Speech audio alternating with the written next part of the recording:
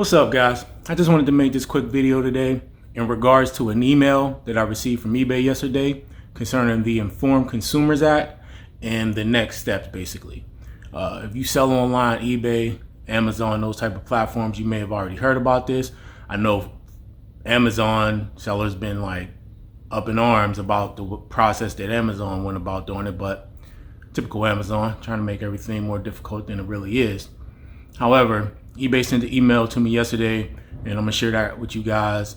Real quick, if you're not up on it at this point as to what the Informed Consumer Act is, it's basically saying that a buyer has the right to know who they're buying from. I'm gonna go a little bit more into it, but that's kind of the gist of it. But let's go over to the computer. All right, so this is the email from eBay. It says, beginning on June 27th, 2023, the new Informed Consumer Act requires marketplaces like eBay to provide certain sellers' name or company name and full physical address to their buyers in purchase confirmation emails and order details.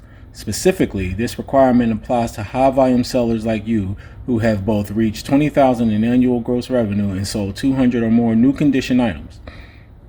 That's really not that high volume, honestly, but whatever.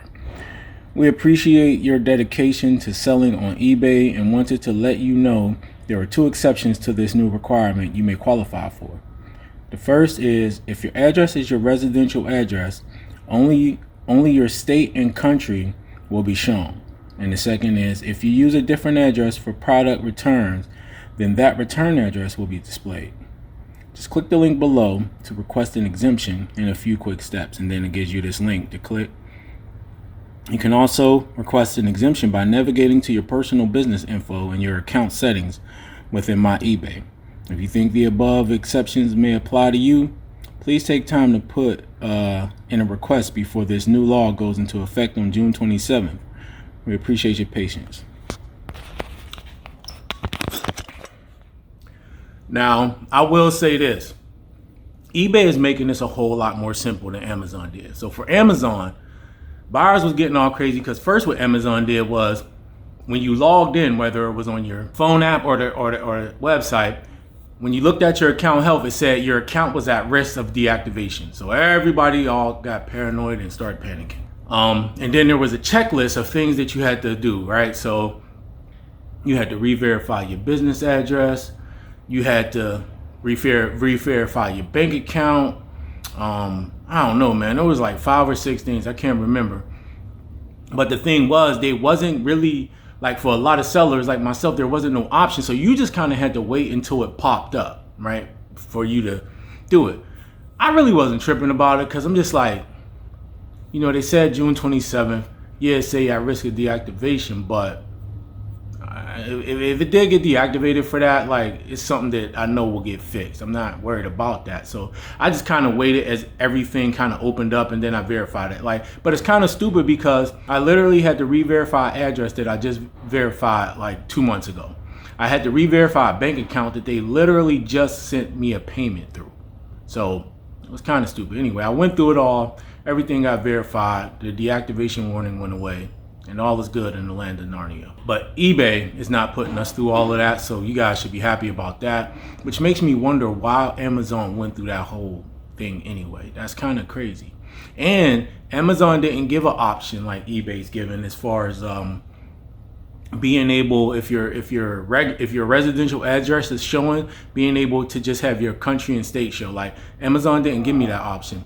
But see, I use a UPS address, right? I use that. So I had already put that into Amazon, and I also already had put that into eBay. I actually switched. I've been switched my return address to that address a while ago, and I just went in there probably a few weeks back and switched because I didn't notice that my street address, my residential address was still showing, so I switched it to that UPS address anyway. So now all of my addresses are the UPS address. So I don't have to worry about that. But for you guys that this may pertain to, make sure you file for that exemption if you're not using, a PO box or a UPS address or something like that. Because I get allowing consumers to know like who they're buying from or where the items are coming from. But all that giving up your address stuff to people, like, come on, man. There's a lot of weirdos out there, and things ain't getting like better in this country if you're looking around. Like, people, some weirdos out there. So like, yeah, people can do searches and maybe find your address if they do a little digging, but I seen a video, I forget who the guy was. He was like, why make it easy? Well, you just giving them my personal address. But never fear, eBay is here to help you out by saying just file for the exemption and we won't show your address. We'll just let them know what state and country you're selling from, okay? But look, just for a little more depth on what the Informed Consumer Act is, let me show you this.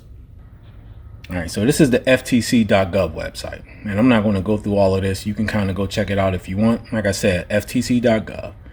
Congress passed the Integrity, Notification, and Fairness in Online Retail Marketplaces for Consumers Act, or the Informed Consumers Act, to add more transparency to online transactions and to deter criminals from acquiring stolen, counterfeit, or unsafe items and selling them through online marketplaces. Don't let another day pass without considering what the new law means for your business or your client's company.